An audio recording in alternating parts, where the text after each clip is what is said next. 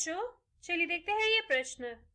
r बराबर A B, जहां A B प्राकृतिक संख्याएं हैं तथा a बराबर है b स्क्वायर के द्वारा परिभाषित n से n में एक संबंध r है। क्या निम्नलिखित कथन सत्य है? यदि a b r में है और b c r में है, इसका तात्पर्य ये है कि a c भी r में होगा। इस प्रश्न को करने के लिए हम इसकी मुख्य अवधारणा देख लेते हैं। देखिए यहाँ पे आ रहा है n। n होता क्या है, हमें पहले ये जानना है। n होता है प्राकृतिक संख्याओं का समुच्चय। प्राकृतिक संख्याएं क्या होती है? एक या एक से बड़ी सभी पूर्ण संख्याएं, ये प्राकृतिक संख्याएं होती है, जैसे कि 1, 2, 3, 4, 5 और इस प्रकार से अनंत तक जाने वाली ये संख्या होती है प्राकृतिक संख्या। अपनी इस मुख्य अवधारणा का प्रयोग हम इस प्रश्न को हल करने में करते हैं।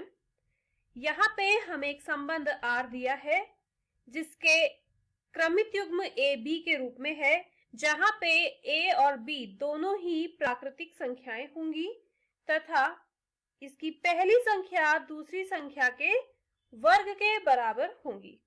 ठीक है, अब यहाँ पे दिया है a b R में है।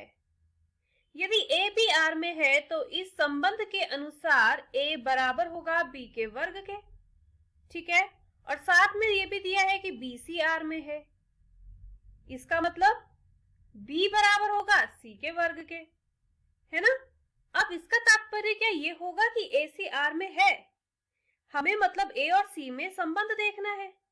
ये बताइए, यदि ये समीकरण 1 है और ये समीकरण 2 है, तो समीकरण 2 का दोनों ओर हम वर्ग करेंगे। दोनों पक्षों का वर्ग करने पर, दोनों पक्षों का वर्ग करने पर आपको मिल रहा है b का वर्ग बराबर c के वर्ग का वर्ग, मतलब b का वर्ग बराबर c की घात 4। ठीक है, अब b स्क्वायर का मान समीकरण 1 में रखने पर,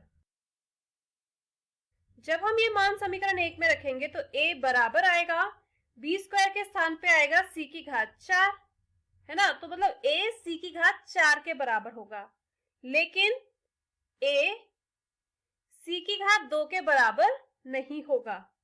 इसका मतलब ये है a c R में नहीं होगा, है ना। और इन्होंने कहा था कि a c R में होना चाहिए, तो यहाँ पे तो नहीं आ रहा है, अतः दिया गया कथन असत्य है।